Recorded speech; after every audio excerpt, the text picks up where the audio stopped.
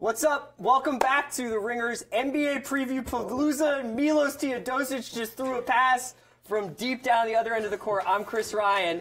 That's a little-known author named Shea Serrano. We're really hoping that I hope you were able to put some things together. And one day, some of your dreams are going to come true. Yeah. Micah Peters, right he's Jonathan rich, Charks had Roscoe's for the first time last night. He's feeling great about life. What are you watching? The Ringers NBA Previewpalooza is a collection of videos previewing the NBA season. We're running them live throughout today and tomorrow. We've got some pre-tape bits, some fake docs. You probably just watched Claytheism. Yes, I look great in a turtleneck.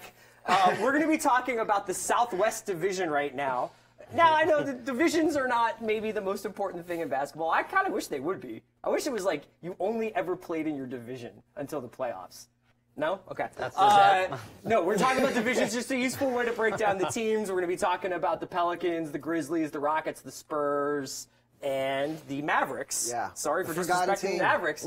While we're here, hit us up, NBA Palooza on Twitter to ask us any questions. You can also watch us pretty much anywhere you can watch video online. You can watch us on YouTube. You can watch us on the Ringers Facebook account. You can watch us on Twitter. Go to theringer.com. You'll find us there. If you're watching us, welcome. Hit us up with questions. And we're going to get right into this. John, let's start talking about these Dallas Mavericks, which I think I probably disrespected a little bit in the Western Conference power rankings. They were very low. I think they were like 13th. Oof. How are you feeling about the Mavericks this year? I think they'll be fun to watch. Like last year, they were really, really boring. You had Harry Barnes just like shooting the ball constantly. It was just hard to watch. At least this year. Y'all call him Harry in Dallas? Harry? Yeah, well, I do. I think it's a better name, honestly. Harry just. When he inevitably opens a sports bar and retires, will it be called Harry's? Well, he's going to be the next senator from Iowa. Oh, yeah. Harry Barnes is going to be senator. He's already the senator. It already happened. Okay, so we're doing like best case, worst case. I'd say best case scenario, Dennis Smith is a star. The team has won that many games. Smith's a star, and they get Boogie Cousins in the offseason. And like it's Smith and Cousins 1-2. They're an elite team like in 2 years. Okay.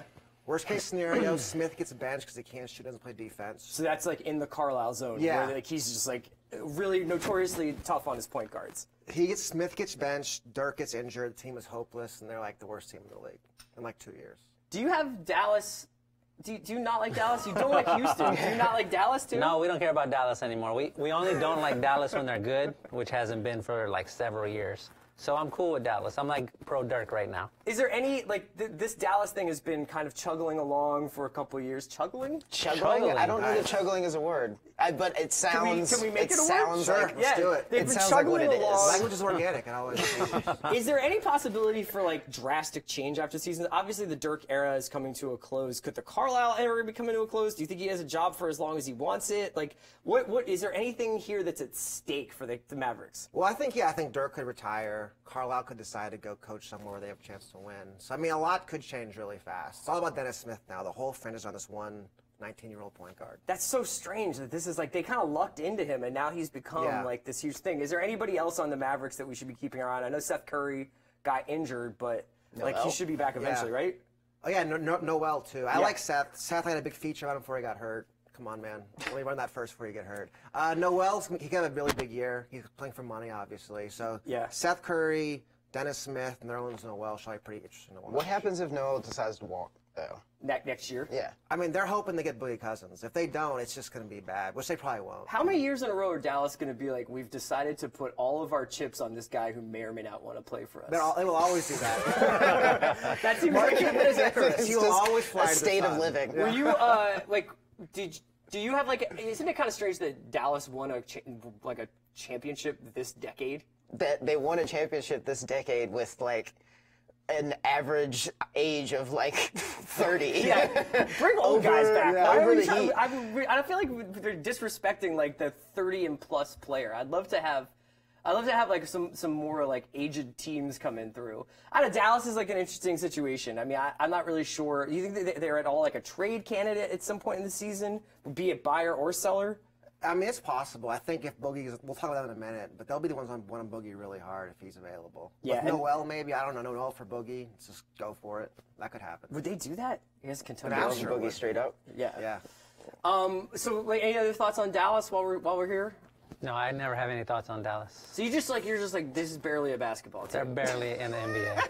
All right, I've seen. Zero respect for Dallas. Yes. I feel like this is Dallas Well, is San sort of. Antonio's barely a city, so it's even. Oh my God! Wow. Do you guys want to actually? Wow. This is good. See, divisions do matter. Regional divisions do matter.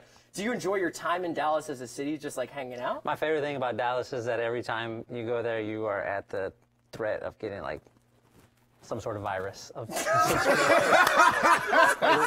rotavirus is big in Dallas. Are you Like, that's- serious? Is that true? No, he's talking about the was it Ebola? Yeah, the Ebola thing. That's like 2 years ago. No, I'm Too it's like- soon, Shay. like Too it- soon. The Ebola thing. Like that's what they I tell almost you when you forgot get about off that. of That's- the plane in Dallas. They're like, good luck. Watch out for hepatitis this time. And then you just walk off They said that on the plane. on the plane every time. All right, let's get out of here. Let's talk to Pelicans. Micah, this is a tough one. You are a New Orleans Pelicans believer, a fan, a child of Louisiana. My belief has been shaken. You're one of less than a dozen New Orleans Pelicans fans still in existence. Give me a reason to be hopeful for the Pelicans this year. Well, I mean, like, that's still Anthony Davis and DeMarcus Cousins are still the two best big men in that pairing is still there. Yeah. And I mean, like, they added some shooters in the offseason. I mean, like, you have Darius Miller, Ian Clark. I mean, Jordan Crawford maybe, but Jordan Rondo's Crawford injured. definitely believes in himself. He definitely believes in himself. He is a Claytheist. But I mean, honestly, I know that you asked me for hope, but there's it was a 34-win team season last year. Just missed out on the playoffs.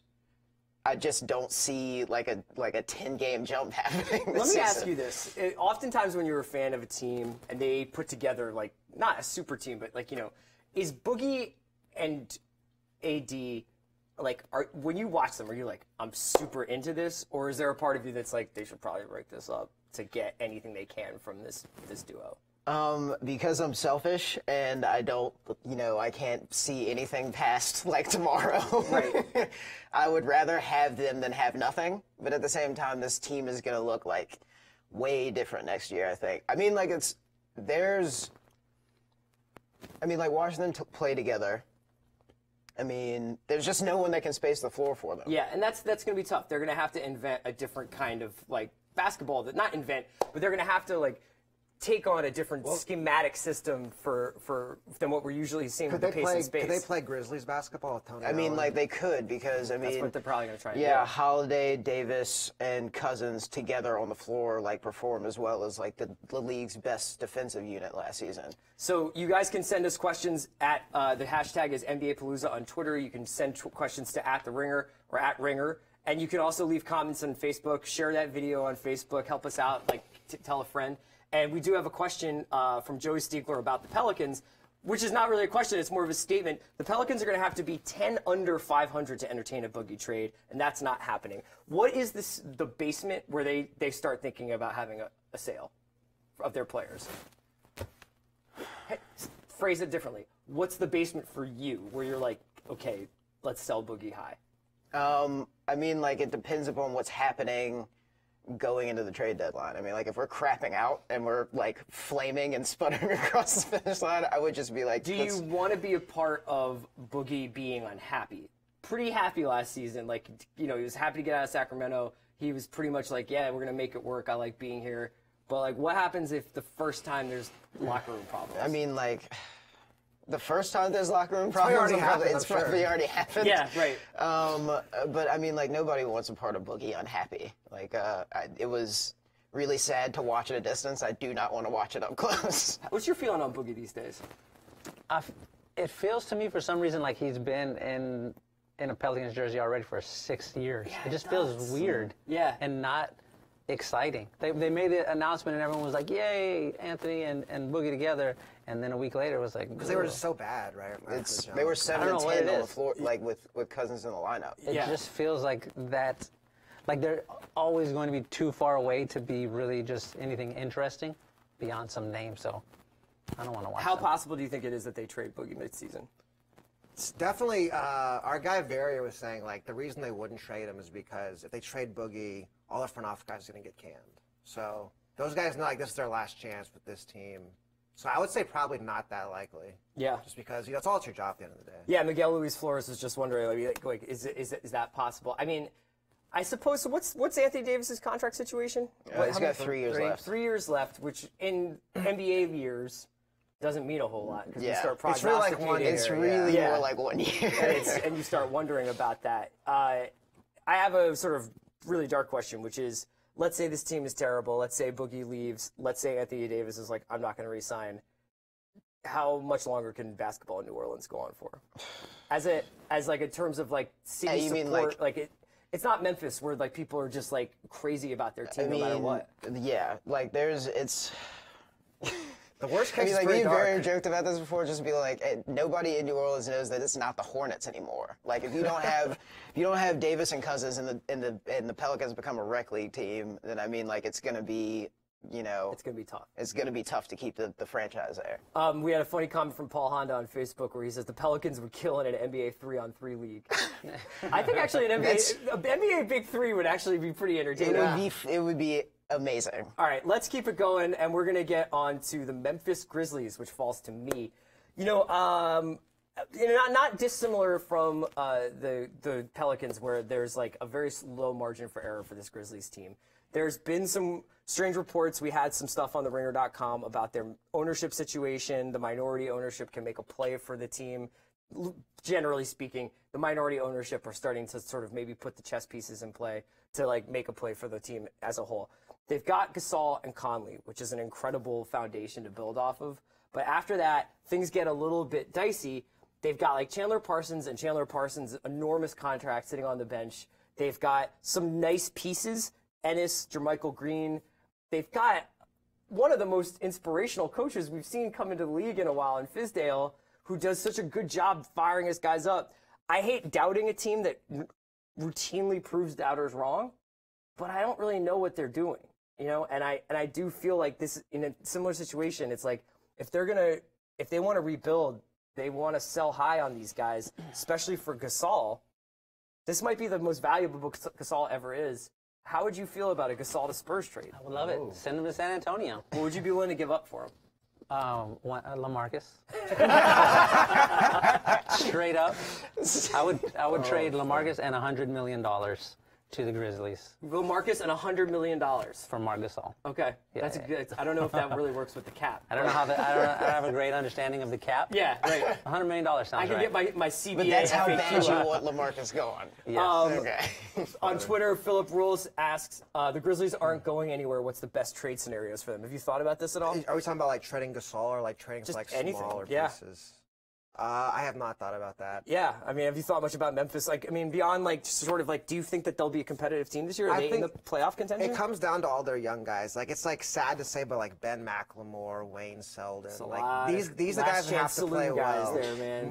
Wayne Baldwin, like they have to play well. Yeah, Those are the Wayne guys Baldwin it comes was. down to. I saw Chris Verno on Twitter was like, I'm buying all the Dylan Brooks stock, and that kind of feels like a lot like the way Sixers fans were like 2 or 3 years ago. Where they're like, I'm buying all the TJ McConnell stock. It's like, that's great, but you can't really put all your faith in these long shots. You know what I mean? Well, I mean, the nice thing of Gasol and Conley, though, they make the game very easy for players, right? Play with those two guys, the ball always moves. They play great defense. So, like, it won't be hard for those guys to, like, have smaller roles next to these great players. But can they do it at all? I don't even know. Yeah, I mean, one idea that the same tweeter Philip had was Conley to Orlando for some picks.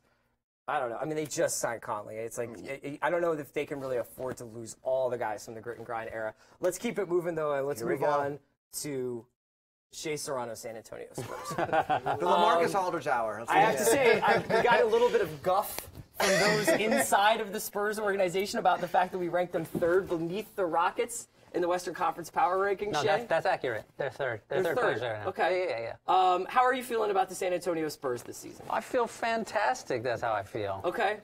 Tony Parker coming back from injury. LaMarcus Aldridge. I don't know. How would you describe LaMarcus Aldridge at this point? As the number one player in the league. So usually, Everybody should be trying to trade for LaMarcus Aldridge. That's how I feel right now. That's how I feel. Well, who's going to play in the backcourt for you guys? You got Patty Mills. We got Patty. We got Murray. we're good to go. We got Kyle. Okay. We're straight. It's a continuity. It's bringing the young guys up. You got Kawhi coming back from injury. Tony Parker coming back from injury. Yeah. Pau Gasol, 1 year older. No need for alarm, though. I think Pau Gasol ages like 3 years at a time. So he's actually 3 years older than he was. All right. So last season. everybody in the world, from Alan Monticello on Facebook to Marky Mark Mark Wahlberg wants 913 to know on this. Twitter to Jose That's Gutierrez, everybody that's wants a to name. know. You have the floor. Talk to me about LaMarcus. Talk to me about your complicated relationship with LaMarcus Aldridge. You know what it is with LaMarcus again. When he got to the Spurs when they signed him, I was very excited. Yeah, because you guys usually weren't free agent players. Yeah, we never ever do that ever. And we got a big guy, and it was like as soon as they said it, I was picturing when he was destroying the Rockets in the playoffs the year before. Yeah. I thought we were getting that guy, and then he showed up, and it was like every once in a while that player would be there, and when he did, we were unbeatable. But whenever we needed him the most, when that water got the deepest, he just wasn't there. Yeah. He didn't help out. I thought that the Golden State series was like the exact perfect LaMarcus Aldridge series right there. The team was up 25 points in the third quarter, They and needed somebody Kawhi to goes step down. up. Just don't be 26 points worse than the Warriors right now is all you have to do, and that's what he was. And then the rest of the series, he just disappeared. Yeah. That's part of the reason I don't like. I'm rooting for him. I desperately want him to be good. Do you like that style of player? The mid-range jumper, big man, back to the basket, does a little power move down the block. Like that's kind of an older version of basketball for us now. Yeah, I like it. Yeah. It fits in well with the pieces that they have. That's the guy that they need. It was a great pickup for them at the time. And when he actually does it, there was a moment in the Rockets series when they played the Rockets last postseason. He had a big game 6. He had like, what, Yeah, 30 he was points? great because in Game 6 he realized he was fucking 6 inches taller than the other guy. So he just went down low and destroyed. Like when you do that, when you just go down low and bang, he's great. Whenever a guy realizes he's taller than somebody else, that feels like something that should be like a baseline thing when you're entering a basketball court. Like I'm taller than you. You should just look. They need a coach that only tells him you're taller than him, and they're you're They right. have a lot of coaches. You And think then it would be I'll one go- person's I'll job. go Al down there. Monticello did want to know if LMA and Pop had their heart-to-heart 4 months. This comes from Facebook. Had their heart-to-heart 4 months earlier, would Chris Paul have signed with the Spurs? I guess that means their heart-to-heart, Right. Yeah. No, he wouldn't have signed. Listen, I'm gonna tell you exactly what the heart-to-heart thing was. What the Spurs are planning on right now because I talked to Pop. I sent him a text. Nice. Does Pop text We have- T9? Yes. Yeah. And this is what he's doing. He had the heart-to-heart with LaMarcus, and they do the contract extension that's about to happen right now. And LaMarcus is going to feel great, and he's going to play fucking lights out in the season. And then in December, big trade. Gigantic trade is So they're coming. going to prop him up just to get him out of town. I have a question there. Some team called the Spurs and said, we want LaMarcus, but we want him for 4 years or 3 years. Get the extension done so we can lock him up. That's what happened. That's why the extension is going on right now. Now, this is a banal question about the way that Pop texts. Does he use like a lot of punctuation? Like, does he end every text message with a period? Every word after is a period, yes. Okay. Does he also And then capitalize every what's word? crazy, he uses a dollar sign for the S's. He does? Yeah, it's like LaMarcus with a dollar sign at the end. ASAP Popovich. We have a tweet from NBA Analysis, and he asks, Fake. they Sounds like ask, this is going to be really bad. Davis pretty bad. Bertans has the worst character of anyone in the league. And Davis Bertans has the worst character of anyone in the league. Have you heard about this? No. It's That's my interesting. guy. Why? What does that mean? I don't know. Maybe it's Like he's not a just a bad reliable dude? Twitter account. I think it's an don't know. anti-Latvian account. He wants to know if the Spurs should waive Davis Bertans. No. Davis Bertans is the only guy in the Spurs who ever tried to start a fight during a game. It happened last season, so I will ride with him forever. Uh-oh. We're coming in Oh, hot. oh. What the hell? You can tweet us at, use the hashtag kind of NBA show is Palooza this? if you guys, I don't know. Just throwing shit It's at coming us. from management too, which is really disturbing. Marky Mark wants to know, are you wearing all black because of LaMarcus? Yes. Is LaMarcus your favorite player of all time? Yes. Okay. Hashtag NBA Palooza if you want to hit us up with questions. So Spurs third in the West. How far in the playoffs? Best case scenario? Yeah. They beat the Rockets in the second round Okay. and then get blown out by the Warriors. That's the best That's case the best scenario. case scenario. So this scenario was last year, basically. Yeah, it's last year. Unless they pull the LaMarcus trade. Okay. Because Draymond is just too mean for LaMarcus. He just picks on him. He's much smaller, but just meaner. He's like, my feelings are He hurt. can't score on Draymond. That is fair. It's unbelievable. He can't score on Have him. you not said anything about Rudy Gay? What happens there? Oh yeah, how do you feel What like happens Rudy with Gay? Rudy Rudy Gay Gay was drilling threes in that preseason. Does Rudy Gay I'm pro compromise Rudy Gay. some of his offensive game and like, or is everything the internet say about him true? No, Pop got it. Okay. Pop, they figured it out. I'm pro Rudy Gay because Rudy Gay left like $6 million extra to come play for the Spurs. Give me that guy. The He tough wants thing to is win. the Achilles, man. Like, I watched Wesley Matthews after the Achilles. It's hard. Like, you're out there on one leg, basically. Especially post He 30. looks good in the preseason. Yeah, though. Rudy looked a little crisp in Yeah. the postseason. He's like 10 points in 20 minutes averaging. Let's something bring like it out. Let's bring it all home and talk about the Houston Rockets. Okay. Okay. that. Probably the most interesting team in the league in terms of what they did personnel-wise. Everybody's excited to see, is there enough ball for Harden and Paul? Take it away. I've been thinking about this. I was talking to Kevin earlier. I'm really talking myself into LeBron in Houston next year, right? This is starting to bubble up. Yeah. Him and Chris Paul are great friends. They dump Anderson's contract. Then you have LeBron, Harden, Chris Paul, Ariza, Tucker, Mbah Moute. That could be Golden State possibly. That might actually work. LeBron at 5, wings, Harden, Paul. Hey, let's do it. Let's play some basketball. But you're skipping this entire season. So we're just it's Golden State. we're Like, punting this season? they gotta Let's do it. They gotta look good, so LeBron wants to come, right? It's all about LeBron in the offseason. Like, they gotta look good. Chris Paul and James Harden gotta get along. Go to West Conference Finals. Play Golden State tough. Get LeBron to Houston. That's the plan. That's the plan. We're not just going all in on Capella is going to take us I mean, over he's a the good player, mountainside. but you know. Is he ever gonna be better, like on offense, ever? Capella? Yeah. Well, His all he catch has to do dunks, is yeah. dunk. To be better. Yeah. You need him to be Tyson Chandler. You just need him to be a good Just role flush player. it, man. Just Yeah. get in there. Are you like around the office?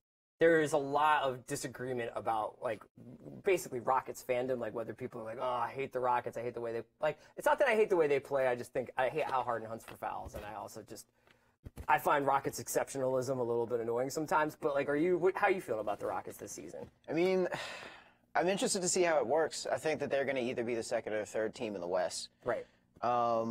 I don't know. I'm interested to see how it works with Chris Paul pushing the pace and like Harden not being able to slow the game down as much as he wants to, because I think that Antonio wants to like He wants to get keep the it moving. yeah, right. yeah. And I mean, I don't know, like Hilario and Capella is a really good center Hilario rotation. drop. Nice.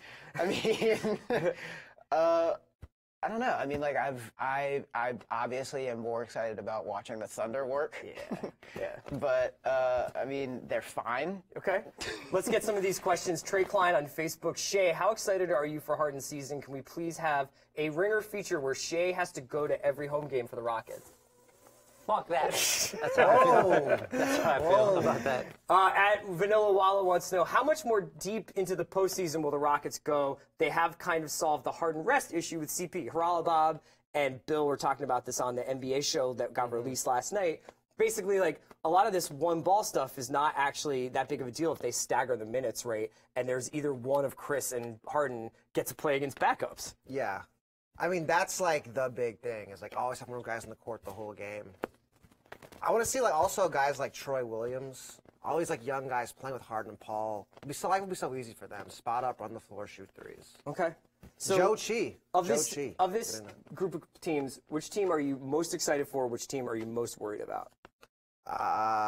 I'm most worried about probably the Grizzlies. Okay. If Parsons is injured again, it'll be hard to watch that team. Okay. Most excited, probably the Rockets. It'll be fun to watch. Yeah. Yeah, I'm most I'm excited about obviously the... most excited about just watching your solo cam on LaMarcus Aldridge that you pay an extra $500 a month for.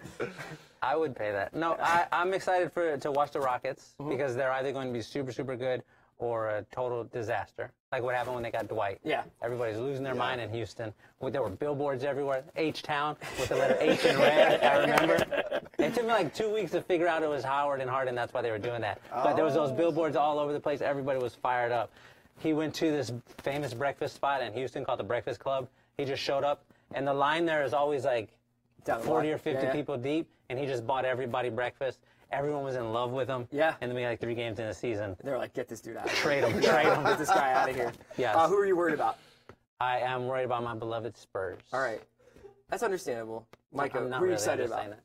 I mean, I really do think it's possible the Rockets become this team that just score like 140 points a game. That's pretty exciting. I mean, like, that's pretty exciting. And obviously, I'm most worried about the Pelicans, which I think will be moving to Seattle. Yeah. Okay. That's it for the Southwest Division preview. Coming up next, very exciting video. We redrafted the NBA point guards. If you were starting a franchise and you had to start with a point guard, me, Juliet, Micah had a really good experience. Had a star turn on this one. Jason Concepcion, we were out here redrafting point guards. So you can watch that video next. We're going to be here all day long, previewing the NBA season, having a lot of fun. Make sure you keep watching us on Twitter, on Facebook, on YouTube. We'll be back in just a second.